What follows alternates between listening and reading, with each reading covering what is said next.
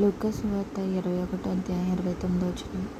మరియు ఆయన వారితో ఉపమానం చెప్పెను. అంజూరపు వృక్షమును సమస్త వృక్షములను చూడుడి, అవి చిగురించుట చూచి వసంతకాలం ఇప్పుడే సమీపమాయెనని మీ అంతట మీరు తెలుసుకొందురు కదా.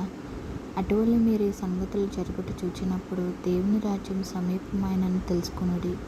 అవన్నీ జరుగు వరకు ఈ తరము గతింపదని నిశ్చయముగా మీతో చెప్పుచున్నాను. ఆకాశమును భూమియు గతించును, కానీ నా మాటలు ఏమాత్రమును గతింపవు.